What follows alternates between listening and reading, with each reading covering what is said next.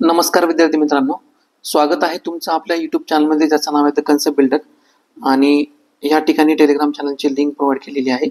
आज जे आपलं टॉपिक आपण घेऊन आलेलो आहोत, तर क्लास 6 जे आहे, आपण आता या इनिशिएटिव्हमध्ये काय करणार आहोत, इंडियन पॉलिटीचे जेवढ्या ज्या NCERT आहेत, म्हणजे फ्रॉम क्लास 6 टू क्लास 12, त्याच्यामध्ये चॅप्टर बाय चॅप्टर इन डिटेलमध्ये आपण प्रिलिम आणि मेन्सच्या पर्स्पेक्टिव्हनं आपण ह्या चॅप्टरचे अनालिसिस आणि डिटेल याच्यामध्ये स्टडी करणार आहोत. ठीक आहे. याच्यामध्ये प्रिलिमच्या पर्स्पेक्टिव्हनं कसं की जे इम्पॉर्टंट पॉईंट्स प्रिलिमच्या पर्स्पेक्टिव्हनं किंवा की फॅक्ट्स डेफिनेशन असतील, की फॅक्ट्स असतील किंवा त्यांचं कन्सेप्च्युअल अंडरस्टँडिंग वगैरे असेल, तर आपण त्यांचं या ठिकाणी स्टडी करणार आहोत. ज्या ठिकाणी तुम्हाला आपल्या नोट्समध्ये हायलाइटेड फॉर्ममध्ये ह्या PDFs वगैरे अवेलेबल भेटतील. आणि मेन्सच्या पर्स्पेक्टिव्हनं कसं की फॉर एक्झाम्पल एखादी कन्सेप्ट वगैरे आली. आता पहिला जो आपला चॅप्टर आहे अंडरस्टँडिंग डायव्हर्सिटी. ठीक आहे. आता जस्ट आपण एक एक्झाम्पल बघतोय की डायव्हर्सिटीच्या पर्स्पेक्टिव्हनं आपल्यासाठी जी इम्पॉर्टंट डेफिनेशन आहे, म्हणजे फॉर एक्झाम्पल याची डेफिनेशन म्हणजे काय, त्यानंतर युनिटी आणि डायव्हर्सिटी ही कन्सेप्ट काय आहे, कशाच्या रिलेटेड आहे, त्याचे वेगवेगळे ॲट्रिब्यूट्स काय आहेत, ती कन्सेप्ट पहिल्यांदा कोणी मांडली. ठीक आहे. म्हणजे अशा प्रकारचे जे किंवा डायव्हर्सिटी जी आहे ती आपल्या लाईफमध्ये कसं सिग्निफिकंटली कॉन्ट्रीब्यूट करते किंवा वेगवेगळ्या प्रकारच्या डायव्हर्सिटीज वगैरे कशा आहेत, त्यानंतर कंटेम्पररी रिलेव्हन्स कसा आहे डायव्हर्सिटीचा. म्हणजे अशा प्रकारचे जे वेगवेगळे अँगल आपल्या याच्यामध्ये आहेत, म्हणजे टेक्स्टबुकमध्ये आपण याचा सोर्स यूज करतो NCERTचा, त्याच्यासाठी जे काही आपल्याला इम्पॉर्टंट डायमेन्शन्स या ठिकाणी प्रोव्हाइड केलेले आहेत, तर ते आपण मेन्सच्या पर्स्पेक्टिव्हनं किंवा एसेमध्ये आन्सर रायटिंगमध्ये कशा प्रकारे यूज करू शकतो व्हॅल्यू एडिशनमध्ये, तर याचा आपण डिटेलमध्ये स्टडी करणार आहोत. ठीक आहे. तर आपला आज पहिला टॉपिक आहे डायव्हर्सिटी. ठीक आहे. Understanding diversity. तर बेसिकली हा चॅप्टर स्टार्ट करण्याच्या आधी आपण डिटेलमध्ये काय बघूया की आपण ह्या चॅप्टरमध्ये काय काय बघणार आहोत. तर पहिलं आपण काय बघणार आहोत की डायव्हर्सिटीची जी डेफिनेशन आहे त्याला ब्रॉड टर्ममध्ये अंडरस्टँड करून घेणार आहोत. त्यानंतर हे इनइक्वॅलिटीपासून कसं डिफरंट आहे. ठीक आहे. इनइक्वॅलिटीपासून कसं डिफरंट आहे डायव्हर्सिटी. त्यानंतर डिफरन्सेस आणि डायव्हर्सिटी याच्यामध्ये परत डिफरन्स काय आहे हे सुद्धा आपण त्याच्यामध्ये चेक करणार आहोत. आणि हे सगळं आपण एक सिंपल जी स्टोरी आपली NCERT मध्ये प्रोव्हाइड केलेली आहे, तर त्यांच्या मार्फत आपण समजून घेणार आहोत. ठीक आहे. त्यानंतर की आपण सिग्निफिकन्स ऑफ डायव्हर्सिटी बघणार आहोत आणि त्या डायव्हर्सिटीचे जे काही सिग्निफिकन्स वगैरे आहेत, तर ते आपल्या लाईफमध्ये कसे व्हॅल्यू एडिशन करतात किंवा आपली लाईफ जी आहे ती कशी एनरिच बनवतात, तर त्याच्याबद्दल सुद्धा आपण थोड्याफार प्रमाणामध्ये जाणून घेणार आहोत. वेगवेगळे एक्झाम्पल्स आपल्या कंट्रीमधनं म्हणा किंवा वेगवेगळ्या स्टेटमधनं आपण त्याच्यामध्ये बघणार आहोत की सिग्निफिकंटली कसं कॉन्ट्रीब्यूट करतं. ठीक आहे. म्हणजे फॉर एक्झाम्पल कल्चरली असेल, एज्युकेशनली वगैरे असेल किंवा ग्लोबल लेवलला वगैरे असेल, तर डायव्हर्सिटी एखाद्याच्या लाईफमध्ये कशी कॉन्ट्रीब्यूट करते ते. त्यानंतर आपल्या टेक्स्टबुकमध्ये 2 एक्झाम्पल्स प्रोव्हाइड केलेले आहेत 2 स्टेटचे, एक तर आहे लडाख आणि दुसरी आहे केरला. ठीक आहे. तर याच्या मार्फत आपण काही समजून घेणार आहोत की ही जी डायव्हर्सिटी आहे, तर ती डायव्हर्सिटी कॉज होण्यासाठी हिस्टॉरिकल आणि जिओग्राफिकल जे फॅक्टर आहेत तर ते कसे कॉन्ट्रीब्यूट करतात हे आपण त्याच्यामधनं अंडरस्टँड करून घेणार आहोत. आणि लास्टचा जो आपला पॉईंट आहे की युनिटी अँड डायव्हर्सिटी. ठीक आहे. युनिटी अँड डायव्हर्सिटी म्हणजे ही जी कन्सेप्शन आहे युनिटी अँड डायव्हर्सिटी ही कोणी दिलेली आहे, त्यानंतर याचा कंटेम्पररी रिलेव्हन्स काय आहे, तर आपण ह्या 4 चॅप्टरच्या मार्फत समजून घेणार आहोत. ठीक आहे. तर चला तर आपल्या पहिल्या पॉईंटकडे वळूया. तर आपला पहिला पॉईंट काय सांगतं की डेफिनेशन ऑफ डायव्हर्सिटी. ठीक आहे. तर ह्या डायग्रामच्या मार्फत बघितलं म्हणजे या ठिकाणी जी इमेज प्रोव्हाइड करण्यात आलेली आहे, तर इथं आपल्याला जे काही ॲट्रिब्यूट्स दिसतात, म्हणजे आपल्याला प्रत्यक्ष किंवा प्रथमदर्शनी आपल्याला काय दिसतं की या ठिकाणी मेल आहेत आणि वुमेन आहेत. ठीक आहे. त्यानंतर वेगवेगळ्या रिलिजन्सचे या ठिकाणी जे काही पर्सन्स आहेत तर इथे सुद्धा या ठिकाणी दाखवलेले आहेत. त्यानंतर यांचे जे अटायर आहे किंवा यांनी जे क्लोथ वेअर केलेले आहेत तर ते या ठिकाणी दिसतात. म्हणजे या ठिकाणी आपल्याला बेसिकली काय बघण्यात आलेलं आहे की यांची जी डायव्हर्सिटी आहे, म्हणजे रिलिजन, म्हणजे कोणकोणत्या रिलिजनचे आहेत. फॉर एक्झाम्पल सिखिझम असेल तर आपण कसं आयडेंटिफाय केलं की त्यांचं जे काही फिजिकल ॲट्रिब्यूट्स किंवा फिजिकल कॅरेक्टरिस्टिक्स आहे, म्हणजे पगडी म्हणलं की आपण काय आयडेंटिफाय करतो की शीख इंडिव्हिज्युअलला आपण किंवा त्या रिलिजनला आयडेंटिफाय किंवा त्याला असोसिएट करतो. ठीक आहे. त्यानंतर अशा प्रकारचा जो कपडा असेल त्याला आपण काय म्हणतो, हिजाब वगैरे म्हणतो. तर हे कोणत्या रिलिजनशी रिलेटेड आहे, तर तो आहे मुस्लिम रिलिजनशी रिलेटेड आहे. ठीक आहे.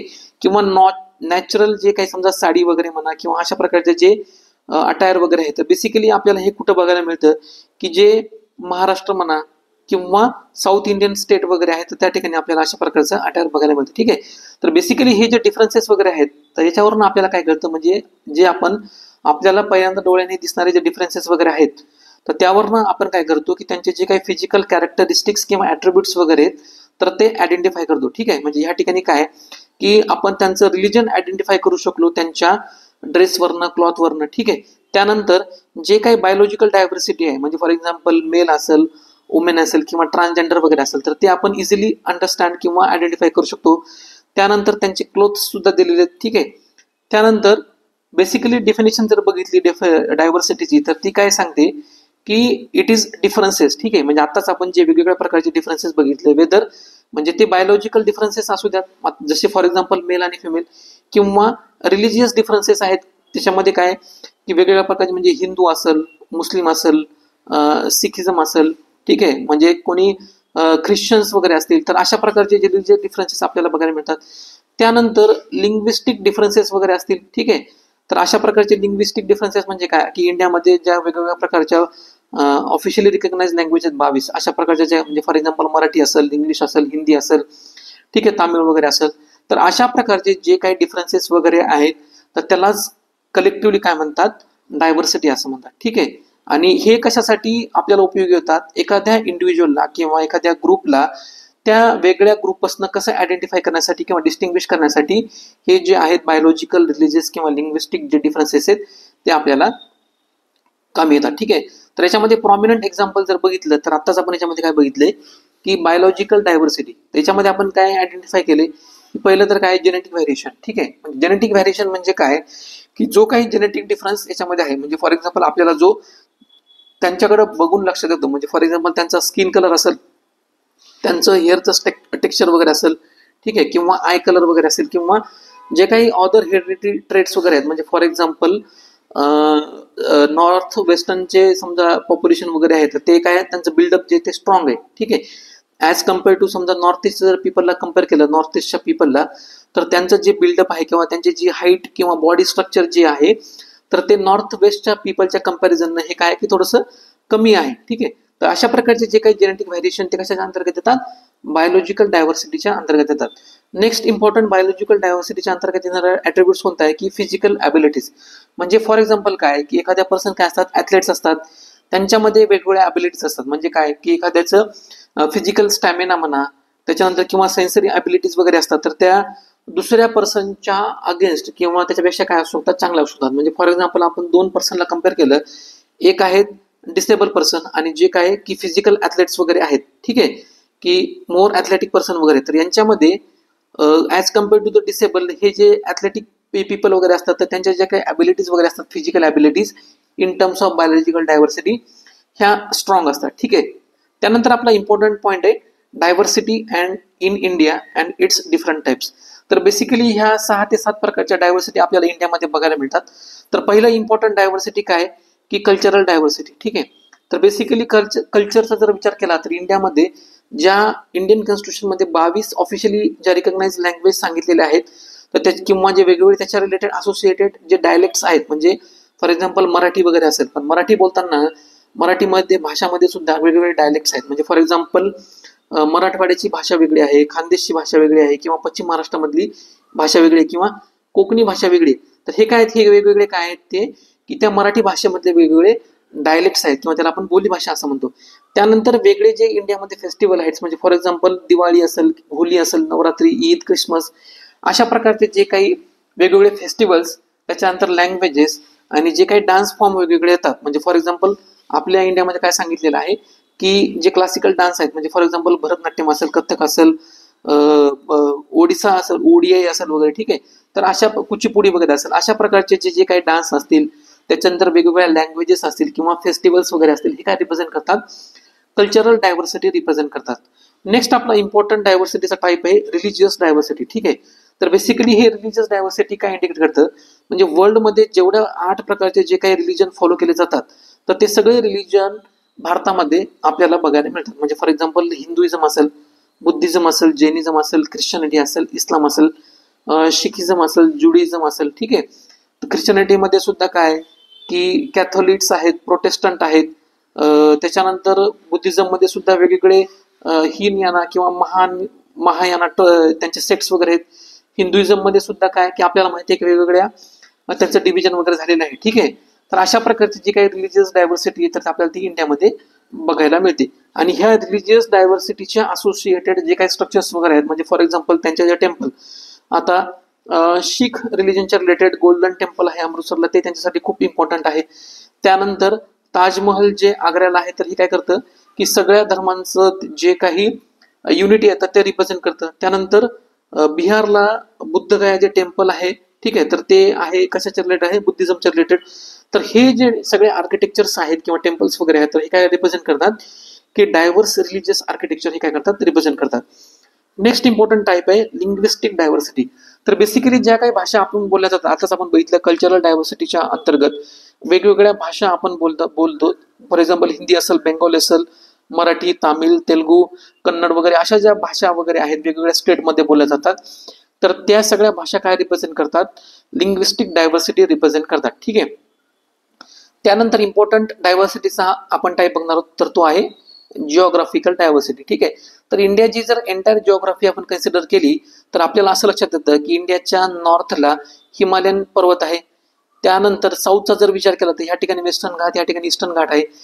ठीक आहे. तर नंतर वेगवेगळ्या रिव्हर्स, इम्पॉर्टंट रिव्हर्स वगैरे आहेत, ही इंडस असेल, गंगा असेल, यमुना वगैरे असेल, ही इथं गोदावरी वगैरे असेल, ठीक आहे, कावेरी वगैरे असेल, तर अशा इम्पॉर्टंट रिव्हर वगैरे आहेत.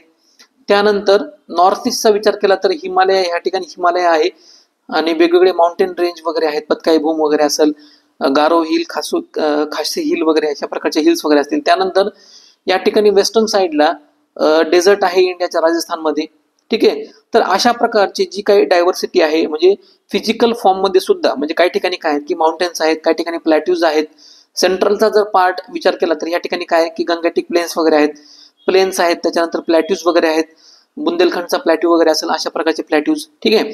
तर डायव्हर्सिटीचा जरी विचार केला तर इंडियामध्ये काय की फिजिकल डायव्हर्सिटीच्या टर्ममध्ये रिव्हर म्हणा, माउंटेन म्हणा, डेझर्ट म्हणा, कोल्ड डेझर्ट किंवा हॉट डेझर्ट वगैरे असेल, तर अशा प्रकारचे जे काही फिजिकल डायव्हर्सिटी आपल्याला बघायला मिळते, तर या ठिकाणी आपण काय केलेली आहे, तर ती काय रिप्रेझेंट करते की जिओग्राफिकल डायव्हर्सिटी रिप्रेझेंट करते. नेक्स्ट आपला टाईप आहे इथेनिक डायव्हर्सिटी. ठीक आहे. तर बेसिकली वेगवेगळे जे इथेनिक ग्रुप्स आहेत, म्हणजे फॉर एक्झाम्पल ट्रायबल्स वगैरे असतील, संथल असेल, गोंड्स असेल, भिल्स असेल किंवा नागाज वगैरे असतील नॉर्थ ईस्ट मधले, तर हे काय रिप्रेझेंट करतात की त्यांचं युनिक कल्चर आणि ट्रेडिशन या ठिकाणी रिप्रेझेंट करतात. आणि त्यामुळे काय होतं आपल्याला की इथेनिक डायव्हर्सिटी या ठिकाणी आपल्याला बघायला मिळते. एक्झामच्या पर्स्पेक्टिव्ह तुमच्यासाठी या ठिकाणी होमवर्क आहे, म्हणजे जे काही इम्पॉर्टंट इंडियामधल्या ज्या ट्राईब्स वगैरे आहेत, तर आपण तुम्ही काय करायचंय की म्हणजे आम्ही आमच्या प्रिपरेशनच्या टाइमला जो आमचा ग्रुप होता, तर आम्ही काय करायचो की आपल्याला इंडियाचा एक फिजिकल मॅप मिळतो ब्लँक याच्यामध्ये, तर तो घ्यायचा आणि प्रत्येक स्टेटमध्ये ज्या वेगवेगळ्या ट्राईब्स वगैरे आहेत तर त्या काय करायच्या, त्या मॅपवर ड्रॉ करायच्या. ठीक आहे. तर यामुळे काय होतं की ज्यावेळेस आपण सोसायटीचा ज्यावेळेस आपण स्टडी करतो किंवा आपण जिओग्राफीचा ज्यावेळेस स्टडी करतो, तर ज्या इम्पॉर्टंट ट्राईब्स वगैरे आहेत तर त्या लोकेट करण्यासाठी आपल्याला इझी जातं. आणि मॅपने काय होतं की आपलं व्हिज्युअलायझेशन त्यांना स्ट्रॉंग होऊन जातं. ठीक आहे. त्यामुळे काय आपण काय करायचंय की कोणकोणत्या स्टेटमध्ये कोणकोणत्या ट्राईब्स आढळतात, तर आपण तुमच्यासाठी एक होमवर्क आहे, तुम्ही ते करून घ्यायचं. ठीक आहे. त्यानंतर इम्पॉर्टंट डायव्हर्सिटीचा टाईप आहे कुलिनरी डायव्हर्सिटी. तर बेसिकली हे कुलिनरी डायव्हर्सिटी कशाच्या रिलेटेड आहे, इंडियन कुझिन, ज्यालाच आपण काय म्हणतो की फूड वगैरे म्हणतो वेगवेगळ्या रिजनमध्ये. फॉर एक्झाम्पल नॉर्थ इंडियाचा जर विचार केला तर या ठिकाणी काय की लिट्टी चोखा असेल किंवा छोले भटुरे वगैरे असेल. ठीक आहे. महाराष्ट्राचा विचार केला तर काय की भाकरी वगैरे, झुणका भाकर वगैरे असेल, किंवा इथलं जे मुंबईचं ट्रॅडिशनल फूड आहे वडापाव, की अशा. त्याच्यानंतर साऊथचा जर विचार केला तर वेगवेगळे आपल्याला राईसच्या रिलेटेड आयटम्स मग बघायला मिळतात, समजा इडली वगैरे असेल, त्यानंतर डोसा वगैरे असेल, उत्तप्पम वगैरे असेल. ठीक आहे. तर अशा प्रकारची जी काही कुझिन मध्ये सुद्धा काय आहे की वेगवेगळी डायव्हर्सिटी आपल्याला बघायला मिळते. कोस्टल एरियाचा जर विचार केला तर काय की त्या ठिकाणी राईस आणि जे काही ओशनमधून मिळणारे रिसोर्सेस आहेत, म्हणजे फिश वगैरे असेल, तर त्याचं कन्झम्पशन खूप मोठ्या प्रमाणामध्ये आहे. इंटेरियर पार्टचा जर विचार केला तर काय की आपल्याला व्हेजिटेबल्स म्हणा किंवा जे काही धान्य वगैरे आहेत, ठीक आहे, तर त्याचं कन्झम्पशन आपल्याला जास्त बघायला मिळतं. तर अशा प्रकारचे. त्यानंतर हिमालयन स्टेटचा जर विचार केला, ठीक आहे, म्हणजे फॉर एक्झाम्पल लडाखचा जर विचार केला तर त्या ठिकाणी आपल्याला मीठ किंवा मिल्क प्रोडक्ट जे आहेत त्याचं कन्झम्पशन जास्त बघायला मिळतं. तर अशा प्रकारच्या वेगवेगळ्या स्टेटमध्ये वेगवेगळ्या रिजन वाईज जी काही आपल्याला कुझिन वाईज डायव्हर्सिटी बघायला मिळते, त्याला काय म्हणतात, क्युलिनरी डायव्हर्सिटी असं म्हणतात. ठीक आहे. तर त्यानंतर आपला इम्पॉर्टंट याच्यामध्ये नेक्स्ट पॉईंट आहे की what is difference between diversity and differences. ठीक आहे. तर बेसिकली या ठिकाणी काय केलेलं आहे की एक इम्पॉर्टंट स्टोरी प्रोव्हाइड केलेली आहे. म्हणजे आपल्या NCERT मध्ये काय केलेली आहे, एक स्टोरी सांगितलेली आहे, नरेट केलेली आहे. त्याच्यामध्ये काय असतं की समीर नावाचे 2 मुलं असतात. ठीक आहे, समीर 1 आणि समीर 2. तर समीर 1 जो असतो हा काय असतो की न्यूजपेपर सेल करणारा असतो, आणि समीर 2 जो असतो हा काय असतो की स्कूल गोईंग चिल्ड्रन असतो. ठीक आहे, स्कूल गोईंग चिल्ड्रन. तर यांचं जे अपीअरन्स वगैरे आहे, तर नावामधनं सुरुवातीला काय होतं की त्यांची आयडेंटिटी जी ते रिव्हील होत नाही, पण जसं जसं ते बोलतात, एकाविषयी जाणून घेतात, तर त्याविषयी त्यांना काय कळते की त्यांचे डिफरन्सेस वगैरे कळतात. म्हणजे फॉर एक्झाम्पल समीर 1 जो न्यूजपेपर सेल करत असतो, तर त्याला काय वाटतं की पहिल्यांदा समीर 2 जो स्कूल गोईंग चिल्ड्रन आहे त्याच्याकडे बघून असं वाटतं की म्हणजे त्याच्या अपीअरन्सवरनं की तो त्याला हिंदी मे बी येत नसेल. ठीक आहे, किंवा फक्त तो इंग्लिशच बोलत असावा त्याच्या अपीअरन्सवरनं, त्याला असं वाटतं. ठीक आहे, त्यानंतर समीर 2 ला असं वाटतं की याला फक्त हिंदी किंवा जी लोकल डायलेक्ट आहे ती येत असेल, किंवा दुसऱ्या ज्या भाषा वगैरे येतात त्या येत नसतील. त्यानंतर ज्यावेळेस ते व्यवस्थित त्यांना एकमेकांची ओळख वगैरे होती, त्यांचं जसं जसं त्यांचं बोलणं जसं जसं पुढे चालू होतं, त्यावेळेस असं कळतं की समीर 1 जो आहे तो काय की मुस्लिम कम्युनिटीमधनं बिलॉंग करतो, आणि समीर 2 जो आहे तो काय करतो, हिंदू कम्युनिटीमधनं बिलॉंग करतो. ठीक आहे, तर सुरुवातीला आपण जे डायव्हर्सिटीच्या डेफिनेशन मध्ये किंवा जो आपण त्या ठिकाणी एक इमेज बघितली होती, तर त्यावरनं आपल्याला बघितल्या ज्यावेळेस जे काही डिफरन्सेस आपल्याला लक्षात आले, किंवा काही डिफरन्सेस असे असतात की जे कळत नाहीत. म्हणजे फॉर एक्झाम्पल इथं नेम आहे, आता समीर जे नाव आहे तर हे कॉमन आहे. ठीक आहे, म्हणजे हिंदूमध्ये पण हे आढळतं, किंवा वेगळ्या रिलिजन समजा अपार्ट फ्रॉम हिंदू हे दुसऱ्या रिलिजन मध्ये सुद्धा हे नाव आढळतं. ठीक आहे, तर यालाच आपण काय बघणार आहोत की डायव्हर्सिटी आणि डिफरन्सेस हे ह्या स्टोरीमधनं कसे आपल्याला फाइंड आउट होतात. बेसिकली डायव्हर्सिटी म्हणजे काय, आताच आपण बघितलं, जे काही वेगवेगळे एलिमेंट्स किंवा अस्पेक्ट्स आहेत एखाद्या ग्रुपमध्ये किंवा इंडिव्हिज्युअलमध्ये, ठीक आहे, त्याला काय म्हणतात डायव्हर्सिटी असे. म्हणजे कॉमन जे अस्पेक्ट्स किंवा एलिमेंट्स वगैरे आहेत तर त्याला काय म्हणतात डायव्हर्सिटी असं म्हणतात. ठीक आहे, म्हणजे फॉर एक्झाम्पल या एक्झाम्पलचा जर विचार केला किंवा स्टोरीचा जर विचार केला, तर आपल्याला याच्यामध्ये काय सापडलं जातं की ज्या वेगवेगळ्या लँग्वेजेस वगैरे आहेत, म्हणजे फॉर एक्झाम्पल दोघं पण काय करतात, इंग्लिश बोलतात. जो स्कूल गोईंग चिल्ड्रन आहे तो व्यवस्थित इंग्लिश बोलतो, आणि जो न्यूजपेपर सेलर आहे तो थोडक्या का प्रमाणात होईना थोडीफार इंग्लिश बोलण्याचा प्रयत्न करतो. दुसरा जो आहे इम्पॉर्टंट अस्पेक्ट, म्हणजे जो न्यूजपेपर सेलर आहे त्याला काय वाटतं की जो दुसरा समीर आहे स्कूल गोईंग चिल्ड्रन, तर त्याला फक्त इंग्लिश येत असेल, त्याला हिंदी तो अन्न नसेल. ठीक आहे, म्हणजे अशा प्रकारचे जे काही डिफरन्सेस आपल्याला बघायला मिळतात, ते प्रत्यक्ष जे काय असतात की आपण ते फक्त फील करू शकतो किंवा डोळ्यांनी बघू शकतो, त्यांना काय म्हणतात डायव्हर्सिटी असं म्हणतात. ठीक आहे, तर ही जी डायव्हर्सिटी आहे तर ही काय रिप्रेझेंट करते, एज्युकेशनल बॅकग्राऊंड किंवा सोशो इकॉनॉमिक स्टेटस जे आहे तर ती ही रिप्रेझेंट करते. ठीक आहे, त्यानंतर याच्यामध्ये जर बघितलं तर हे सोशो इकॉनॉमिक डिफरन्सेस वगैरे आहेत, किंवा लँग्वेज डिफरन्स वगैरे आहे, किंवा एज्युकेशनल बॅकग्राऊंड जे आहे दोघांचं, तर ही जी डायव्हर्सिटी आहे ते कोणता फॉर्म रिप्रेझेंट करते, कल्चरल अँड लिंग्विस्टिक डायव्हर्सिटीचा फॉर्म रिप्रेझेंट करते. आपला नेक्स्ट इम्पॉर्टंट पॉईंट आहे की डिफरन्सेस म्हणजे काय. आता डिफरन्सेस म्हणजे काय की अशा प्रकारचे काही फिजिकल ॲट्रिब्यूट्स किंवा कॅरेक्टरिस्टिक्स असतील, तर ते एखाद्या इंडिव्हिज्युअलला किंवा ग्रुपला त्या इंडिव्हिज्युअलपासून किंवा वेगळ्या एखाद्या ग्रुपपासून ते काय करतात, डिस्टिंग्विश किंवा डिफरन्शिएट करत असतील, त्यालाच काय म्हणतात डिफरन्सेस असं म्हणतात. ठीक आहे, तर याच्यामध्ये जर एक्झाम्पलचा जर विचार केला, त्याच्यात काय सांगितलेलं आहे, जे काही सोशल आणि इकॉनॉमिक डिफरन्सेस या दोघांमध्ये आहेत, म्हणजे बघता क्षणी आपल्याला काय लक्षात येतं की हा एक जो समीर आहे जो न्यूजपेपर सेल करतो तो लोअर स्ट्रॅटामधनं येतो. ठीक आहे, म्हणजे इकॉनॉमिक कंडिशन जर बघितली, आणि दुसरी जर काय की सोशल कंडिशन बघितली, तर त्याची ॲज कम्पेअर्ड टू जो दुसरा जो स्कूल गोईंग चिल्ड्रन आहे त्याच्यापेक्षा वेगळी आहे. म्हणजे हे जे काही ॲट्रिब्यूट्स म्हणजे पाहता क्षणी आपल्याला जे लक्षात येतात, जे काही डिफरन्सेस आपल्याला लक्षात येतात, किंवा एखाद्या पर्सनचे कॅरेक्टरिस्टिक्स आपल्याला जे दिसायला म्हणजे आपण बघून त्यांना आयडेंटिफाय करू शकतो, त्यालाच काय म्हणतात डिफरन्सेस असं म्हणतात. ठीक आहे, त्यानंतर आपला नेक्स्ट इम्पॉर्टंट पॉईंट आहे की what does diversity add to our life. ठीक आहे, म्हणजे बेसिकली याच्यामध्ये आपण काय बघणार आहोत की जे काय डायव्हर्सिटीचं सिग्निफिकन्स वगैरे आहे, तर याच्यामधनं ते आपण अंडरस्टँड करून घेणार आहोत. तर पहिलं तर काय की डायव्हर्सिटी आपल्याला म्हणजे एखाद्या इंडिव्हिज्युअलला किंवा एखाद्या ग्रुपला कल्चरल एनरिचमेंट करत असते. ठीक आहे, म्हणजे फॉर एक्झाम्पल इंडियामध्ये जर बघितलं तर वेगवेगळे ट्रॅडिशन रिजन वाईज फॉलो केले जातात. दिवाळीचा सण असेल तर तो वेगवेगळ्या प्रकारे साजरा केला जातो, किंवा रावण दहनाचा जो काही कार्यक्रम असेल तो वेगळ्या प्रकारे साजरा केला जातो. तर अशा प्रकारचं जे काही ट्रॅडिशन वगैरे आहे, ठीक आहे, तर इंडियामध्ये काय होतं की आपण काय करू शकतो की जे वेगवेगळे ट्रॅडिशन आहेत त्यांना आपलं एक्सपोजर मिळतं. म्हणजे फॉर एक्झाम्पल दिवाळी सेलिब्रेशनचा जर विचार केला तर वेगवेगळ्या रिजनमध्ये दिवाळी सेलिब्रेट केली जाते. ठीक आहे, पण महाराष्ट्र आणि वेस्ट बेंगॉलचा जर विचार केला तर ह्या सेलिब्रेशनच्या दिवशी जे काही स्वीट्स आपण तयार करतो समजा ऑफर करण्यासाठी गॉडला किंवा गॉडेसेसला, तर हे काय आपल्याला बघायला मिळतात, तर हे वेगवेगळे बघायला मिळतात. ठीक आहे. आता असं कन्सेप्ट करा, महाराष्ट्रामध्ये आपला एक फॅमिली आहे आणि त्या फॅमिलीच्या शेजारीच काय की बेंगॉली फॅमिली त्या ठिकाणी राहते. तर हे महाराष्ट्रात जे स्वीट आपण जे तयार करतो, ठीक आहे, म्हणजे लाडू असेल, चक्की असेल, तर हे जे स्वीट आपण त्यांच्याबरोबर एक्सचेंज करू शकतो. त्यांचे जे स्वीट्स वगैरे तर आपण ते आपल्या बरोबर शेअर करू शकतात. तर ह्यामुळं काय होतं माहिती आहे का, जे काही वेगवेगळे कल्चर्स किंवा त्याचं जे रिलेटेड जे काही ट्रॅडिशन्स वगैरे आहेत तर त्याला एक्सपोजर वाढतं. ठीक आहे. याच्यामुळे काय म्हणलेलं ह्या ठिकाणी की कल्चरल एनरिचमेंट काय होते की डायव्हर्सिटीला ऍक्सेप्ट केल्यामुळे काय होतं की कल्चरल जी डायव्हर्सिटी आहे तर ती काय होते, एनहान्स होते.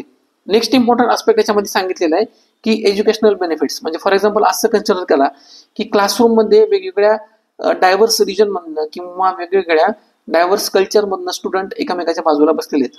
आता फॉर एक्झाम्पल वेगवेगळ्या प्रॅक्टिसेस बद्दल त्यांच्याकडनं आपल्याला माहिती मिळते. ठीक आहे. म्हणजे त्यांचे पर्सनल्स काही समजा ट्रॅडिशन्स वगैरे असतील किंवा फेस्टिवल्स वगैरे असतील त्याच्याबद्दल समजा आपण माहिती करून घेऊ शकतो. त्यांच्या ज्या लोकल स्टोरीज वगैरे आहेत गॉड किंवा गॉडेसेसच्या, त्याच्याबद्दल आपल्याला नवीन नवीन गोष्टी शिकायला मिळतात. किंवा ज्या काही त्यांच्या लँग्वेज स्किल्स वगैरे आहेत, म्हणजे फॉर एक्झाम्पल इंडियाचा जर विचार केला महाराष्ट्रामध्ये तर मराठी स्पीकिंग, त्याच्यानंतर हिंदीमध्ये जे बोलणारे आहेत किंवा पर्शियन जे बोलणारे वगैरे आहेत किंवा त्यांचे वर्ड्स वगैरे आहेत, तर आपण काय करू शकतो ते कॅप्चर करू शकतो. याच्यामुळे काय होतं की एज्युकेशनमध्ये सुद्धा काय होतात की आपले जे काही व्ह्यू पॉईंट्स आहेत किंवा क्रिटिकल थिंकिंग वगैरे आहे आणि त्या क्रिटिकल थिंकिंगमुळे जो डेव्हलप होणारा टॉलरन्स वगैरे आहे तर त्याच्यामुळे काय होतं की अल्टिमेटली याच्यामधनं एज्युकेशनल बेनिफिट्स आपल्याला बघायला मिळतात. नेक्स्ट इम्पॉर्टंट बेनिफिट्स सिग्निफिकन्स जर बघितलं तर तो काय की सोशल कोहेजन. तर बेसिकली डायव्हर्सिटीमुळे सोशल कोहेजन कसं वाढतं की फॉर एक्झाम्पल असं बघा की वेगवेगळे जे कम्युनिटी इव्हेंट्स वगैरे आहेत तर ते एकत्रितरित्या साजरे केल्यामुळे काय होतं की कम्युनल बॉन्डिंग वगैरे असेल किंवा जो म्युच्युअल रिस्पेक्ट वगैरे असेल आणि हा वाढल्यामुळं ऑटोमॅटिकली काय होतं की दुसऱ्या रिलीजन विषयी काय होतं की टॉलरन्स निर्माण होतो. ठीक आहे. म्हणजे आपण ज्यावेळेस इंटरॅक्शन करतो डायव्हर्स ग्रुप बरोबर, त्यामुळे काय होतं की जे काही प्रिज्युडाईज वगैरे आहेत किंवा एम्पॅथी वगैरे आहे तर ते काय होतं, एम्पॅथी तर इन्क्रीज होते आणि जे काही प्रिज्युडाईज वगैरे आहेत किंवा त्यांच्याबद्दल असणारं जे काही निगेटिव्ह थॉट वगैरे असेल किंवा डिस्क्रिमिनेशन वगैरे असेल एखाद्याच्या माइंडमध्ये तर ते क्लिअर होऊन जातात. आणि हे क्लिअर झाल्यामुळे काय होतं की ऑटोमॅटिकली सोशल हार्मोनी जी येतं ती प्रमोट होते. ठीक आहे. आणि ही सोशल हार्मोनी प्रमोट झाल्यामुळे काय होतं की इंडियाची जी काही युनिटी आहे तर ती आपल्याला स्ट्रॉंग करण्यासाठी मदत होते. ठीक आहे. त्यानंतर नेक्स्ट इम्पॉर्टंट सिग्निफिकन्स आहे इकॉनॉमिक ऍडव्हान्टेज. तर बेसिकली इकॉनॉमिक ऍडव्हान्टेजचा जर विचार केला तर डायव्हर्स ज्या म्हणजे कल्चरमुळे काय होतं वेगवेगळ्या आयडियाज आहेत, डायव्हर्स आयडियाज म्हणा किंवा अप्रोचेस म्हणा, तर ते आपल्याला एका ठिकाणी बघायला मिळतात. त्यामुळे काय होतं की वेगवेगळे इनोव्हेशन्स वगैरे असतील किंवा प्रॉब्लेम सॉल्व्ह करण्यासाठी वेगवेगळे अप्रोचेस आपल्याला याच्यामधनं मिळायला लागतात. ठीक आहे. म्हणजे फॉर एक्झाम्पल मल्टीनॅशनल कंपनीज वगैरे आहेत त्या ठिकाणी वेगवेगळे जर समजा डायव्हर्स ठिकाणावरनं जर टॅलेंट वगैरे असेल, वेगवेगळ्या ग्रुपमधनं जर टॅलेंट वगैरे आला असेल तर आणि सगळे जर काम करत असतील तर त्यांचा एखाद्या गोष्टीकडे बघण्याचा आहे, एखादा जर प्रॉब्लेम क्रिएट झाला असेल तर त्याला सोल्युशन सुद्धा ते काय करतात, त्याला अप्रोच म्हणा किंवा सोल्युशन म्हणा ते वेगवेगळे ते अप्रोचेस प्रोव्हाइड करतात. त्यामुळे अल्टिमेटली काय करतात, इकॉनॉमिक ऍडव्हान्टेज प्रोव्हाइड करतात. नेक्स्ट इम्पॉर्टंट त्याचा सिग्निफिकन्स आहे पर्सनल ग्रोथसाठी. ठीक आहे. तर वेगवेगळ्या रिलिजन आणि कल्चर बद्दल जाणून घेण्यामुळे काय होतं की आपला एक सेल्फ अवेअरनेस क्रिएट होतो आणि त्यामुळे काय होतं टॉलरन्स आणि ॲडॅप्टिबिलिटी जी आहे किंवा एखाद्या कल्चर बद्दलचा जो रेझिलियन्स आहे तो सुद्धा ऑटोमॅटिकली काय होतो, इन्क्रीज होतो. त्यानंतर इम्पॉर्टंट त्याचा सिग्निफिकन्स बघितलं तर मॉरल आणि इथिकल डेव्हलपमेंट सुद्धा याच्यामधनं होते. ठीक आहे. म्हणजे ह्युमन डिग्निटी एनहान्स करण्यामध्ये किंवा जस्टिस किंवा फेअरनेस ज्या ह्या व्हॅल्यूज आहेत तर त्या प्रीच करण्यामध्ये सुद्धा ह्या डायव्हर्सिटीचा आपल्याला सिग्निफिकंटली ते कॉन्ट्रीब्यूट करतं. नेक्स्ट आहे हेल्थ आणि वेलबिंग. तर बेसिकली हेल्थ आणि वेलबिंगचा जर विचार केला तर आपण जर समजा डायव्हर्सिटी अकोमोडेट करत नसू आणि जर समजा फॉर एक्झाम्पल एखाद्या ग्रुपच्या अगेन्स्ट डिस्क्रिमिनेशन किंवा प्रिज्युडाईस आपण जर आपल्या मनामध्ये असतील, म्हणजे फॉर एक्झाम्पल एक अमेरिकन सायकोलॉजिकल असोसिएशन आहे तर त्यांचा स्टडी काय सांगतं की जर आपण एखाद्या ग्रुपच्या अगेन्स्ट हेट्रेट म्हणा किंवा व्हायलन्स म्हणा किंवा प्रिज्युडाईस आपल्या किंवा निगेटिव्ह कमेंट आपल्या जर माइंडमध्ये असतील तर ते काय करत असतं त्या कम्युनिटी मेंबरच्या मध्ये सॉरी म्हणजे आपल्यामध्ये काय करत असतं की जे अँगर आहे तर ते इन्क्रीज होतं आणि हे अँगर इन्क्रीज झाल्यामुळे काय होतं की आपल्यामध्ये ब्लड प्रेशरचे जे चान्सेस आहेत तर ते 30% इन्क्रीज होतात. ठीक आहे. तर या ठिकाणी तेच सांगितलेलं आहे की तुमची जर मेंटल किंवा वेलबिंग जर व्यवस्थित नसेल तर त्यामुळे काय होतं की ते निगेटिव्ह मेंटल स्टिम्युलेशन्स होतात आणि निगेटिव्ह मेंटल स्टिम्युलेशन्समुळे काय होतं की त्याचा डायरेक्ट किंवा इनडायरेक्ट परिणाम आपल्या फिजिकल बॉडीवर आपल्याला बघायला मिळतो. ठीक आहे. त्यानंतर नेक्स्ट इम्पॉर्टंट सिग्निफिकन्स आहे ग्लोबल अंडरस्टँडिंग. तर बेसिकली ग्लोबल अंडरस्टँडिंगचा जर विचार केला की कॉन्फ्लिक्ट रिझोल्युशन असेल किंवा पीसचं रिझोल्युशन म्हणजे पीस एस्टॅब्लिश करायचं असेल तर त्या ठिकाणी सुद्धा काय करतो की आपल्याला डायव्हर्सिटीचा हेल्पफुल ठरते. म्हणजे फॉर एक्झाम्पल एखादा साऊथ आफ्रिकेमधला रिजन आहे, आफ्रिकन कंट्रीजमधला रिजन आहे, तर तिथले जे कल्चर्स वगैरे आहेत किंवा तिथलं जे ट्रॅडिशन वगैरे आहे तर ते आपल्यापेक्षा ते डिफरंट असू शकतं. आपल्याला जर तिथल्या ट्रॅडिशनची किंवा कल्चरची सुरुवातीपासून अंडरस्टँडिंग असेल तर आपल्याला काय होतं की ती आपण डायव्हर्सिटी जी आहे तर ती अप्रिशिएट करतो. त्यामुळं ऑटोमॅटिकली काय होतं की त्याच्यामधनं होणारे जे काही कन्फ्लिक्ट रिझोल्युशन वगैरे असेल तर ते ऑटोमॅटिकली ते त्या ठिकाणी कॉन्ट्रीब्युट करतं. ठीक आहे. तर या ठिकाणी आपण बघितलेले की डायव्हर्सिटी एखाद्या इंडिव्हिज्युअलमध्ये किंवा ग्रुपमध्ये ही कशा प्रकारे सिग्निफिकंटली कॉन्ट्रीब्युट करत असते. ठीक आहे. त्यानंतर आपला नेक्स्ट इम्पॉर्टंट पॉईंट आहे diversity in India. Diversity in India explain करण्याच्या आधी आपल्या टेक्स्टबुकमध्ये काय दिलेलं आहे की आपल्यासाठी एक एक्सरसाइज दिलेली आहे ज्या ठिकाणी त्यांनी काय सांगितलेलं आहे की वेगवेगळे जे काही अप्रोचेस वगैरे असतील म्हणजे फॉर एक्झाम्पल यांनी काय केलेले की डिफरंट लिस्ट या ठिकाणी प्रोव्हाइड केलेली आहे कशाच्या रिलेटेड म्हणजे पीपल इन इंडियाच्या रिलेटेड. ठीक आहे. आणि पॉसिबल आन्सर्स याच्यामधनं काय असू शकतात तर त्याच्याबद्दल आपल्याला या ठिकाणी ते फाइंड आउट करायचे आहेत. म्हणजे मी तर तुम्हाला असं सजेस्ट करेल की ज्यावेळेस आपल्याला एनसीईआरटी रिडिंग करताना अशा प्रकारचे जे काही छोटे छोटे एक्सरसाइज वगैरे येतात तर तुम्ही त्या डेलिबरेटली सॉल्व्ह केल्या पाहिजे जेणेकरून काय होतं की आपली जी क्रिटिकल थिंकिंग आहे म्हणजे आपण किती वेगवेगळ्या प्रकारे थिंक करू शकतो. ठीक आहे. आता तसं बघितलं तर ही काय की 6th स्टँडर्डच्या मुलांसाठीची एक्सरसाइज आहे. पण या ठिकाणी काय दिलेलं आहे की ॲटलिस्ट 3 डिफरंट वेज. तर आपण आपल्याला वेगवेगळ्या 4 प्रकारचे 5 प्रकारे किंवा 6 प्रकारे वेगवेगळे डायमेन्शन्स याच्यामध्ये सापडतात का. म्हणजे आता फॉर एक्झाम्पल या ठिकाणी काय सांगितलेलं आहे की different ways in which people प्रे. ठीक आहे. तर आपण देवाकडे प्रार्थना करण्यासाठी म्हणजे प्रे करतो ज्यावेळेस तर कोणकोणत्या वेगवेगळ्या डिफरंट वेजनं ती प्रार्थना करतो. म्हणजे इथे या ठिकाणी पहिल्यांदा काय सांगितलेलं आहे की सिंगिंग हाइम्स म्हणजे देवाला जे काय आपण देव भक्तिगीते किंवा जे काही असतात तर आपण ते सिंग करून काय करू शकतो प्रे करू शकतो. नेक्स्ट त्याच्यामध्ये पॉईंट काय आहे की जे काही चॅन्टिंग वगैरे असेल तर ते मंत्र असतील किंवा त्याचं नेम वगैरे असेल गॉडचं तर त्यांच्या चॅन्टिंग करून सुद्धा आपण काय करतो त्यांना प्रे करतो. त्यानंतर काय की आता बघा याच ठिकाणी आपल्याला काय की चॅन्टिंग असेल किंवा हाइम्स वगैरे असेल हे 2 आठवले पण वेगवेगळे आणखी वेगवेगळे असू शकतात की जे तुमचे काय करतं म्हणजे सांगण्याचा उद्देश काय आहे की तुमची जी काही थिंकिंग आहे ना तर त्याला चालना देतं. ठीक आहे. म्हणजे फक्त रिडिंग करताना वाचताना फक्त भूकंपट्टी करायची नाही तर त्याबरोबर तुमची जी काही क्रिटिकल थिंकिंग आहे ती सुद्धा डेव्हलप झाली पाहिजे. एक्झाममध्ये ह्या कशा छोट्या छोट्या गोष्टी आहेत म्हणजे फॉर एक्झाम्पल युपीएससी जर मेन्सचा क्वेश्चन पेपर बघितला सिम्पल खूप छोट्या छोट्या गोष्टी असतात पण आपल्याला त्या वेळेमध्ये त्या गोष्टी आठवणं त्या इम्पॉर्टंट आहे. आणि ह्या ज्या गोष्टी आहेत म्हणजे ह्या ज्या एक्सरसाइज वगैरे आहेत आपण ज्यावेळेस सॉल्व्ह वगैरे करतो अशा प्रकारच्या छोट्या छोट्या एक्सरसाइज तर त्यामुळे काय होतं की आपलं जे मेमरायझेशन आहे ते सुद्धा वाढतं आणि याच्यामधनं काय होतं की आपल्याला वेगवेगळे क्रिटिकल थिंकिंग म्हणा म्हणजे आपल्या ज्या बॅकग्राऊंडला आपल्याला जे काही नॉलेज वगैरे आहे तर ते सुद्धा ऑटोमॅटिकली काय होतं ते बाहेर येतं. ठीक आहे. तर तुम्ही हे होमवर्क म्हणून की ॲटलिस्ट 3 तर दिलेत ना मग 3 तरी सॉल्व्ह करण्याचा प्रयत्न करा. ठीक आहे. आता यांनी तर प्रत्येक ठिकाणी एक एक दिलेलंच आहे तर फक्त आपल्याला काय करायचंय की 2 डिफरंट वेज जे आहेत तर ते आपल्याला या ठिकाणी फाइंड आउट करायचे. तर तुम्ही काय करा होमवर्क म्हणून ते सॉल्व्ह करण्याचा प्रयत्न करा. नेक्स्ट आपला इम्पॉर्टंट पॉईंट आहे की डायव्हर्सिटी इन इंडियाचा जर विचार केला तर पीपलची जी काही मुवमेंट वगैरे आहे तर ही कशा प्रकारे कॉन्ट्रीब्युट करते इंडियामध्ये डायव्हर्सिटीला. म्हणजे सुरुवातीला आता असा विचार करा 200 ते 300 वर्षापूर्वी जर आपण जर विचार केला तर सुरुवातीला पीपलची मुवमेंट कशी असायची तर ते काय करायचे की कॅमल असतील किंवा वेगवेगळे प्राणी वगैरे असतील त्या ठिकाणी ते ट्रान्सपोर्टेशनसाठी यूज करायचे. म्हणजे फॉर एक्झाम्पल घोडे असतील कॅमल असतील किंवा कार्ट बुलक कार्ट वगैरे असेल तर याचा उपयोग करून काय पीपल काय करायचे मुवमेंट करायचे. तर त्याच्यासाठी त्यांना जो लागणारा वेळ आहे तर तो सुरुवातीला काय होता की खूप प्रमाणामध्ये त्यांना तो टाइम लागायचा ॲज कम्पेअर टू समजा जर आता कंटेम्पररी टाईममध्ये जर बघितलं ट्रान्सपोर्टेशन जे कोणकोणते मीन्स आहेत म्हणजे फॉर एक्झाम्पल एरोप्लेन असेल त्यानंतर शिप्स वगैरे असेल रोडचा जर विचार केला तर व्हेकल्स वगैरे असतील. ठीक आहे. ट्रेन वगैरे असेल तर असे वेगवेगळे मोड ऑफ ट्रान्सपोर्टेशन आहेत. तर त्यावेळेस जे काही मोड ऑफ ट्रान्सपोर्टेशन होते तर ते काय होते, वेगवेगळे होते. ठीक आहे, म्हणजे हॉर्स असतील, कॅमल असतील किंवा बुलक कार्ट्स वगैरे असतील.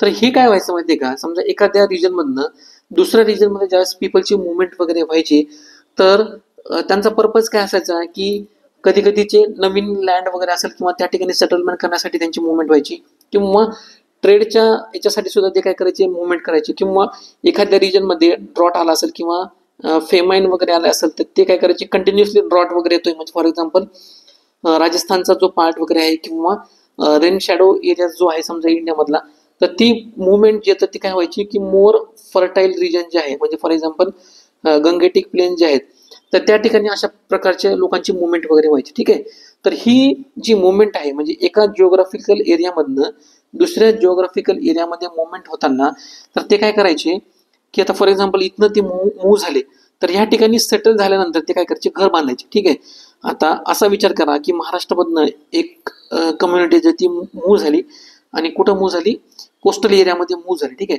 तर कोस्टल एरियामध्ये जर घर जर बघितलं तर त्यांचं जे काही छत असतं किंवा आपण त्याला स्लॅब वगैरे म्हणतो, तर ते काय की असा स्लिपरी असतो. ठीक आहे, कारण तिथलं जे क्लायमेट आहे किंवा कंटिन्युअस पडणारं जे रेन आहे, तर त्यामुळे काय होतं की अशा प्रकारचे जे घरं त्या ठिकाणी बनवलेले आहेत.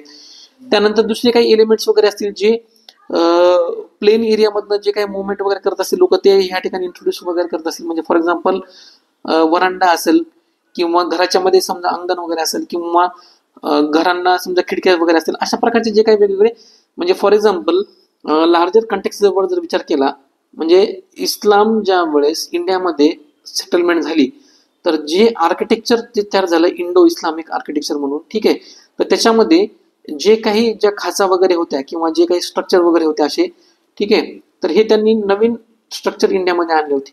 ठीक आहे, तर ते इंट्रोड्यूस आता आपण करतो, म्हणजे ज्या वेळेस आपण दरवाजा वगैरे बांधतो, सुरुवातीला जे काही दरवाजे असायचे असे सरळ असायचे, त्यानंतर त्यांनी काय केलं, आर्चेस जे आहेत, आर्च किंवा अशा प्रकारचे जे स्ट्रक्चर आहे, तर ते हे काय केलं, इस्लामनी इंट्रोड्यूस केलं इंडियामध्ये. म्हणजे अशा प्रकारची जी पीपलची मुवमेंट वगैरे होत असते, तर ह्या मुवमेंटमधनं जे काही ओल्ड एलिमेंट्स आहेत आणि त्यांनी आणलेले जे काही न्यू एलिमेंट्स आहेत, तर अशा प्रकारे जे एलिमेंट्स काय होतं त्यांचं अमाल्गमेशन होतं, एकत्रितपणे ते एलिमेंट काय होतात, ते रिप्रेझेंट करतात आणि पुढच्या ज्या जनरेशनमध्ये ते काय होतात, रिप्रेझेंट होतात.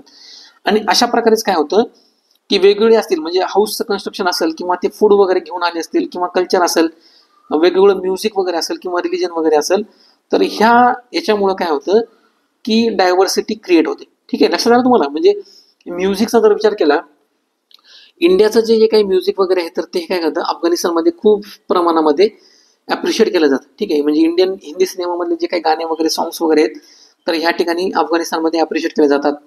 तर अशा प्रकारे काय होतं की डायव्हर्सिटी क्रिएट होते. ठीक आहे, म्हणजे मुवमेंट ऑफ पीपल.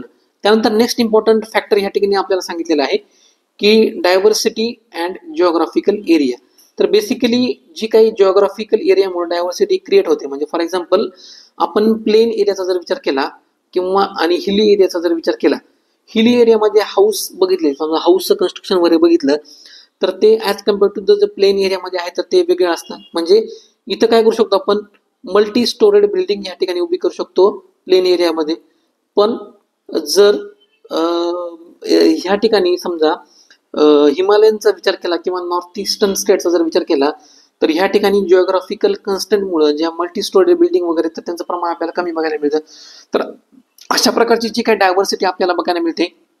आता फक्त आपण या ठिकाणी काय सांगितलेलं आहे की फिजिकल इन्फ्रास्ट्रक्चरमध्ये कशा प्रकारे डायव्हर्सिटी जिओग्राफिकल एरियामुळे चेंज होऊ शकते, आपण त्या ठिकाणी बघितली. ठीक आहे, आता फॉर एक्झाम्पल असं कन्सिडर करा की एक कम्युनिटी आहे ती काय करते की सीच्या जवळ राहते आणि दुसरी कम्युनिटी जी आहे ती काय माउंटेन रिजन वर राहते. ठीक आहे, आता यांचे जे काही लाईफस्टाईल आहे, म्हणजे फॉर एक्झाम्पल यांचं फूड वगैरे असेल, तर या ठिकाणी काय प्रेफर केलं जातं, राईस आणि जे काही समजा सी मधनं फिशेस वगैरे असतील तर याच्या प्रमाण जास्त असतं. त्यानंतर माउंटेन रिजनमध्ये राहणारे जे पीपल्स वगैरे आहेत, तर त्यांचं जे काही लाईफ आहे, म्हणजे त्यांनी काय केलेलं असतं की ॲनिमल रिअरिंग खूप मोठ्या प्रमाणात करतात. त्यानंतर ॲग्रिकल्चरचे प्रॅक्टिसेस ते करतात, म्हणजे व्हेजिटेबल्स वगैरे असतील ते. तर त्यांच्या आहारामध्ये सुद्धा, त्यांच्या फूडमध्ये सुद्धा काय आहे की ॲनिमल प्रोडक्ट असेल, समजा मीट वगैरे असेल किंवा जे काही मिल्क प्रोडक्ट वगैरे असतील, तर याचं कन्झम्पशन जे ते जास्त असतं किंवा व्हेजिटेबल्सचं कन्झम्पशन जास्त असतं ॲज कम्पेअर टू द जे लोक समुद्राच्या किनारी वगैरे राहतात. म्हणजे अशा प्रकारे काय होतं की जे काही जिओग्राफिकल एरिया आहे, तर ती डायव्हर्सिटीला कशा प्रकारे कॉन्ट्रीब्युट करतात आपण ते बघितलेले. त्याचप्रमाणे लोकांचे जे काही क्लॉथिंग वगैरे असेल, त्याच्यानंतर इटिंग हॅबिट्स वगैरे असतात किंवा वर्क एन्व्हायरमेंट किंवा त्यांचे जे काही प्रेफरन्स आहे वर्कला, तर तो सुद्धा जिओग्राफिकल फॅक्टर किंवा एरियामुळे तो अफेक्ट होतो. त्यानंतर नेक्स्ट इम्पॉर्टंट फॅक्टर आपल्याला या ठिकाणी दिलेला आहे हिस्टॉरिकल आणि जिओग्राफिकल फॅक्टर. ठीक आहे, आता जिओग्राफिकल फॅक्टरचा बघितला तर मेनली आपण काय बघूया, हिस्टॉरिकल फॅक्टर बघूया.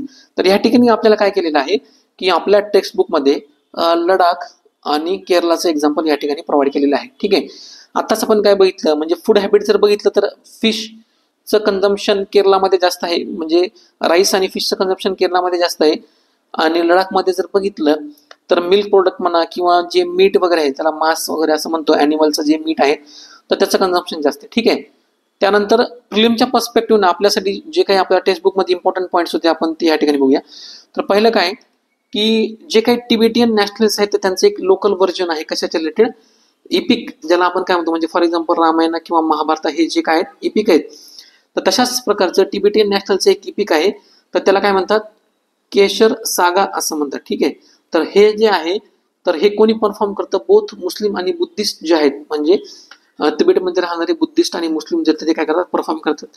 त्यानंतर इंडियामध्ये ख्रिश्चनिटीचा जर विचार केला तर एक हे ख्रिस्टी हे होते, सेंट होते, त्यांचं काय नाव आहे, सेंट थॉमस. तर त्यांना असं कन्सिडर केलं जातं की त्यांनी भारतामध्ये ख्रिश्चनिटी आणण्यासाठी त्यांना क्रेडिट दिलं जातं. ठीक आहे, म्हणजे हे सुद्धा काय की प्रिलिमच्या पर्स्पेक्टिव्हने एक इम्पॉर्टंट पॉईंट आहे. त्यानंतर इब्न बतुता जो आहे म्हणजे जो मोरोक्कन ट्रॅव्हलर वगैरे होता, तर तो काय केला होता, त्यांनी सुद्धा काय केलं होतं, केरळला त्या ठिकाणी व्हिजिट केली होती आणि त्यांनी त्याच्या रिलेटेड जे काही अकाउंट्स वगैरे, ट्रॅव्हलच्या रिलेटेड अकाउंट्स वगैरे, तर त्याच्यामध्ये काय सांगितलं होतं की मुस्लिम कम्युनिटी जी आहे तर त्या जी केरळामध्ये आहे त्याला काय केलं जातं, हायली रिस्पेक्टेड कम्युनिटी म्हणून त्याला एक रिस्पेक्ट प्रोव्हाइड केला जातो. ठीक आहे, म्हणजे अशा प्रकारचे जे काही अकाउंट्स आहेत ट्रॅव्हलरचे, म्हणजे सुरुवातीचे जर मागच्या 2-3 वर्षाचे 3-4 वर्षाचे जर युपीएससीचे प्रिव्हियस पेपर बघितले प्रिलिमचे, तर त्याच्यामध्ये आपल्याला काय बघायला मिळतं की एखादा ट्रॅव्हलर देतात आणि ट्रॅव्हलरच्या अकाउंटमध्ये असं सांगितलं जातं की इब्न बतुता असेल किंवा दुसरे कोणी ट्रॅव्हलर्स वगैरे असतील, तर यांचं जे काही ट्रॅव्हल अकाउंट्स वगैरे आहेत त्यांनी फॉर एक्झाम्पल केरळला त्यांनी व्हिजिट केली होती की नाही, किंवा इम्पॉर्टंट जो मैसूर प्रोव्हिन्सचा रिजन वगैरे तर त्याला व्हिजिट केली होती की नाही, किंवा विजयनगर किंगडम वगैरे असेल तर त्याला व्हिजिट केली होती की नाही. तर अशा प्रकारच्या ज्या फॅक्ट्स आहेत त्या एक्झाममध्ये प्रिलिममध्ये विचारले जातात. तर ही इम्पॉर्टंट फॅक्ट सुद्धा तुम्ही काय करायची, लक्षात ठेवायची की जो इब्न बतुता ट्रॅव्हलर होता तर त्याने काय केलं होतं, केरळला व्हिजिट केली होती आणि त्याच्या ट्रॅव्हलर अकाउंटमध्ये त्याने काय सांगितलं होतं की मुस्लिम कम्युनिटी जी तर ती काय की हायली रिस्पेक्टेड कम्युनिटी या ठिकाणी आहे केरळामध्ये. त्यानंतर इंडियामध्ये जर विचार केला, समजा जो कोणी सी रूट इंडियाचा जो शोधून काढला होता शिपनं, ठीक आहे, इंडियाला, तर ते कोण होतं की पहिले पोर्तुगीज होते आणि पोर्तुगीजमध्ये पण कोण होतं, वास्को दी गामा यांनी काय केलं होतं की इंडियाला युरोपमधनं एक सी रूट शोधून काढलेला होता. ठीक आहे, तर हे प्रिलिमच्या पर्स्पेक्टिव्हने इम्पॉर्टंट पॉईंट आहेत, तुम्ही ते लक्षात ठेवायचे. तर आता मेन्सच्या पर्स्पेक्टिव्ह आपल्यासाठी काय इम्पॉर्टंट आहे की जिओग्राफिकल आणि हिस्टॉरिकल फॅक्टर्स जे आहेत ते कशा प्रकारे डायव्हर्सिटीला इन्फ्लुएन्स करतात. आताच आपण काय बघितलं की डायव्हर्सिटी अँड जिओग्राफिकल एरियामध्ये जिओग्राफिकल फॅक्टर कशा प्रकारे कॉन्ट्रीब्यूट करतात आपण ते बघितलं. आता हिस्टॉरिकल फॅक्टर कशा प्रकारे कॉन्ट्रीब्यूट करतात आपण ते बघूया. ठीक आहे, तर ह्या ठिकाणी केरळाचा जर विचार केला तर केरळामध्ये काय आपण बघायला मिळतं की मुस्लिम कम्युनिटी जी आहे, म्हणजे फॉर एक्झाम्पल हे किंवा पोर्तुगीज जे होते तर हे सी रूटनं त्यांना काय मिळालं होतं, एक सिम्पल ॲसेस मिळाला होता. त्यामुळे या ठिकाणी काय बघायला मिळतं आपल्याला, रिलिजियस डायव्हर्सिटी जी आहे तर ती आपल्याला या ठिकाणी बघायला मिळते. म्हणजे हिस्ट्री सुद्धा कशी कॉन्ट्रीब्यूट करते तिथल्या डायव्हर्सिटीला, तर हे आपण या ठिकाणी बघितलेले. त्यानंतर लडाखचा जर विचार केला तर मोस्टली लडाखमध्ये बुद्धिझम किंवा बुद्धिस्ट कम्युनिटी ती खूप मोठ्या प्रमाणामध्ये बघायला मिळते. पण हे जे काही मुस्लिम ट्रेडर्स वगैरे आहेत ते काय करायचे, सुरुवातीला काय होतं, लडाखमधनं एक सिल्क रूट जायचा. ठीक आहे, सिल्क रूटला काय म्हणतात, ट्रेड, म्हणजे सिल्क रूट कशामुळे म्हणलेले की इंडियामधनं जे सिल्कचं प्रोडक्शन व्हायचं किंवा चायनामध्ये जे सिल्कचं प्रोडक्शन व्हायचं तर ह्या ट्रेड रूट ते कॅरी केलं जायचं, त्याच्यामुळे काय म्हणतात त्याला सिल्क रूट असं म्हणतात. ठीक आहे, तर ह्या सिल्क रूटच्या जवळ असल्यामुळं मुस्लिम कम्युनिटी जे काही ट्रेडर्स आहेत तर त्यांचं सुद्धा आपल्याला काय बघायला मिळतं, वास्तव्य जे आहे तर ते लडाखमध्ये बघायला मिळतं. ठीक आहे, तर हा सुद्धा काय की इम्पॉर्टंट हिस्टॉरिकल फॅक्टर आहे जो डायव्हर्सिटीला कॉन्ट्रीब्यूट करतो. या ठिकाणी सुद्धा आपल्याला बुद्धिस्ट आणि मुस्लिम डायव्हर्सिटी या ठिकाणी आपल्याला बघायला मिळालेली आहे. ठीक आहे, त्यानंतर एक इम्पॉर्टंट फिल्मच्या पर्स्पेक्टिव्ह लडाखमध्ये एक इम्पॉर्टंट पॉईंट आहे. तर या ठिकाणी त्यांचं जे डिपेंडन्स आहे तर ते कशावर आहे की ॲनिमलच्या रेअरिंगवर त्यांचं डिपेंडन्स आहे. ठीक आहे. तर त्याच्यामध्ये शीप असेल किंवा गोट असेल किंवा याक असेल, तर हे काय करतात, ते ॲनिमलचं रेअरिंग करतात. याच्यामध्ये जी इम्पॉर्टंट शीप आहेत, ठीक आहे, त्याला काय म्हणतात, पश्मिना शीप असं म्हणतात. सॉरी, पश्मिना गोट असं म्हणतात. शीप नाही, ती काय गोट आहे, गोट, शेळी. तर ह्या पश्मिना गोटपासून जे काही ऊल मिळतं, तर ते ऊल कशासाठी वापरले जातात, एक खूप एक्सपेन्सिव्ह जी लडाखमधली जी शॉल आहे, पश्मिना शॉल असं म्हणतात त्याला, तर त्याचं मॅन्युफॅक्चरिंग करण्यासाठी ह्या गोटच्या ऊलचा उपयोग केला जातो. ठीक आहे. तर एक्झाममध्ये मे बी असं कन्फ्युजनमध्ये विचारलं जाऊ शकतं, म्हणजे आपलं जनरल आपलं बिलीफ काय असतं की जे काही आपल्याला ऊल मिळतं तर ते कशापासून मिळतं की शीप, मेंढीपासून मिळतं. पण ह्या ठिकाणी तसं नाहीये.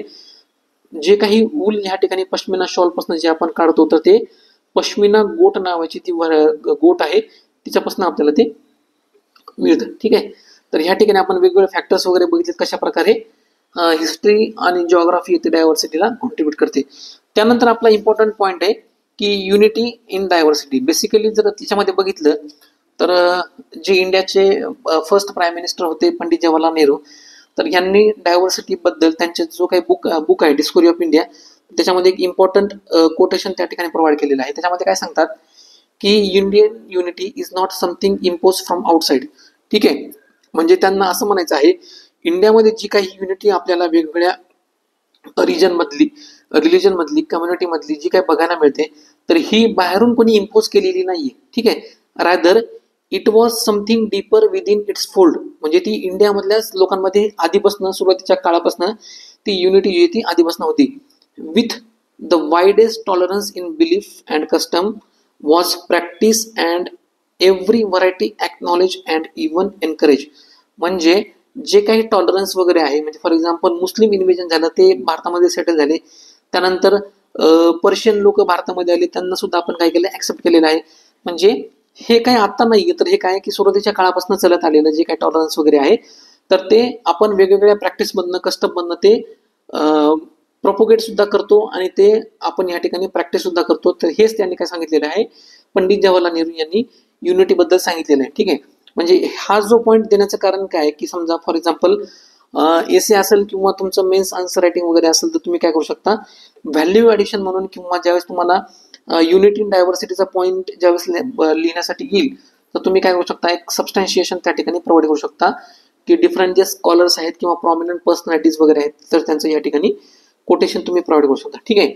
त्यानंतर प्रिलिमच्या पर्स्पेक्टिव्हने एक इम्पॉर्टंट पॉईंट आहे, जो आपला वर्ड आहे किंवा फ्रेज आपण त्याला म्हणतो युनिटी इन डायव्हर्सिटी, तर ही सुरुवातीला कोणी कॉइन केली, डिस्क्राईब केली होती की यांनीच, पंडित जवाहरलाल नेहरू जी इंडियाचे फर्स्ट प्राईम मिनिस्टर होते, तर त्यांनीच काय केलं, ही जी फ्रेज आहे युनिटी इन डायव्हर्सिटी, त्यांनी ती कॉइन केली होती आणि त्याला डिस्क्राईब केलं होतं. ठीक आहे. तर बेसिकली युनिटी इन डायव्हर्सिटीचा जर विचार केला, तर इंडियाची जी काही फ्रीडम स्ट्रगल आहे, म्हणजे बेस्ट एक्झाम्पल जर बघितलं तर इंडियाची फ्रीडम स्ट्रगल जी तर ती काय रिप्रेझेंट करते की unity in diversity he represent करते. म्हणजे आता बघा, वेगवेगळ्या रिजनमधनं, वेगवेगळ्या रिलिजन झालं, वेगवेगळ्या कल्चरमधनं, ठीक आहे, म्हणजे मग इंडियन असो किंवा फॉरेन नॅशनल्स वगैरे असो, यांनी सुद्धा काय केलं होतं की इंडियाच्या फ्रीडम स्ट्रगलमध्ये कॉन्ट्रीब्यूट केलं होतं. ठीक आहे. तर हीच काय करते की डायव्हर्सिटी रिप्रेझेंट करते. आणि युनिटी इन डायव्हर्सिटी जर बघितलं तर बेसिकली हे युनिटी इन डायव्हर्सिटी काय की म्हणजे एखाद्याच्या कल्चरमध्ये म्हणा किंवा ट्रॅडिशनमध्ये म्हणा किंवा लँग्वेजमध्ये म्हणा किंवा रिलिजन असो किंवा वेगवेगळे अदर सोशल फॅक्टर्सेस वगैरे असतील, त्यांच्या डिफरन्सेसला अगेन्स्ट जाऊन जी काही लोकांमध्ये सेन्स ऑफ युनिटी असते, तर त्यालाच काय म्हणतात, युनिटी इन डायव्हर्सिटी असं म्हणतात. ठीक आहे. तर इंडियामध्ये ही याचा जर विचार केला तर ही काय करते की दोन इम्पॉर्टंट थिंगला एम्फसाइज करते.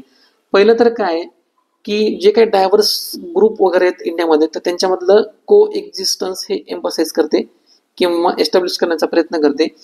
आणि त्यानंतर जे काही डिफरन्सेस वगैरे इंडियामध्ये आहेत वेगवेगळ्या रिजनमध्ये, वेगवेगळ्या रिलिजनमध्ये, तर त्याचं ऍक्सेप्टन्स अँड सेलिब्रेशन करण्यासाठी सुद्धा ही युनिटी इन डायव्हर्सिटी जी काही कन्सेप्ट आहे ती काय करते, एम्फसाइज करत असते. ठीक आहे.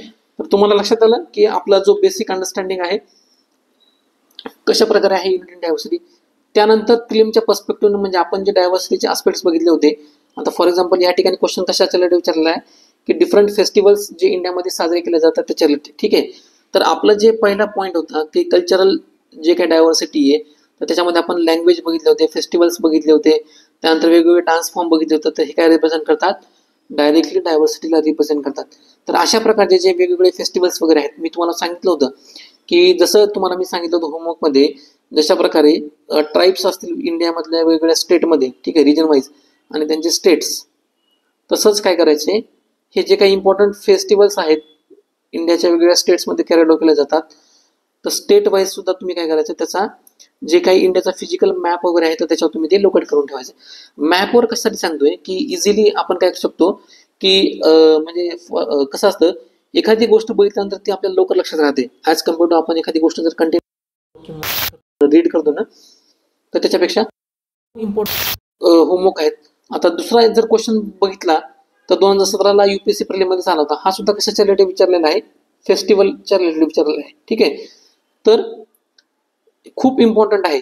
म्हणजे काय, तर पहिलं तुमच्यासाठी काय की ट्राईब्स असतील त्यांचा एक मॅप बनवायचा आहे, आणि दुसरं काय की इंडियामध्ये जे काही इम्पॉर्टंट फेस्टिवल्स वगैरे आहेत त्याचा सुद्धा काय करायचं आहे, तुम्ही मॅप बनवायचा आहे. त्यानंतर मेन्सच्या पर्स्पेक्टिव्हनं म्हणजे ह्या चॅप्टरवर आपल्याला आपण एक एक्सपेक्टेड क्वेश्चन या ठिकाणी बघितलेला, म्हणजे कशा प्रकारचा जर क्वेश्चन जर विचारला तर कशा प्रकारचा क्वेश्चन त्या ठिकाणी फॉर्म्युलेट केला जाऊ शकतो. तर या ठिकाणी काय विचारलेलं आहे, critically evaluate the concept of unity in diversity. म्हणजे आताच आपण डिटेलमध्ये बघितलं की युनिटी इन डायव्हर्सिटी काय, तर त्याच्यामध्ये काय करायचंय की सुरुवातीला आपल्याला डेफिनेशन सांगायची युनिटी इन डायव्हर्सिटी काय, त्यानंतर ती कशावर एम्फसिस करते ते सांगायचे, त्यानंतर एक्झाम्पल प्रोव्हाइड करायचे. ठीक आहे, as a descriptor for the Indian society. त्यानंतर discuss the strength and limitations of this notion in context of India social culture and political realities. म्हणजे हा क्वेश्चन अटेम्प्ट करताना आपल्याला काय करायचंय की ही जी काही युनिटी इन डायव्हर्सिटीची जी काही कन्सेप्ट आहे त्याचं क्रिटिकल इव्हॅल्युएशन करायचंय, म्हणजे दोन्ही साईडने. ठीक आहे, म्हणजे पॉझिटिव्ह साईडनं पण, आणि दुसरी काही अपोजिट साईड आहे त्याच्या किंवा त्याच्या रिलेटेड जे काही चॅलेंजेस वगैरे असतील तर ते सुद्धा आपल्याला या ठिकाणी प्रोव्हाइड करायचे आहेत. आणि strength, limitations, considering the factor of social culture and political realities. ठीक आहे. तर ह्या ठिकाणी आपला जो पहिला चॅप्टर आहे युनिटी अंडरस्टँडिंग डायव्हर्सिटी आपण हा बघितलेला आहे. तर पुढचं जे काही आपलं लेक्चर असेल किंवा इम्पॉर्टंट जो आपला टॉपिक असेल क्लास 6 मधला, तर तो आहे डायव्हर्सिटी आणि डिस्क्रिमिनेशन. तर आपण तो नेक्स्ट लेक्चरमध्ये बघूया. Thank you so much. तुम्हाला जर आपलं आर्टिकल आवडलेलं असेल, आपलं शिकवणं जर आवडलं असेल तर तुमच्या फ्रेंड बरोबर जास्तीत जास्त शेअर करा आणि आपल्या चॅनलला सबस्क्राईब करायला विसरू नका. थँक्यू.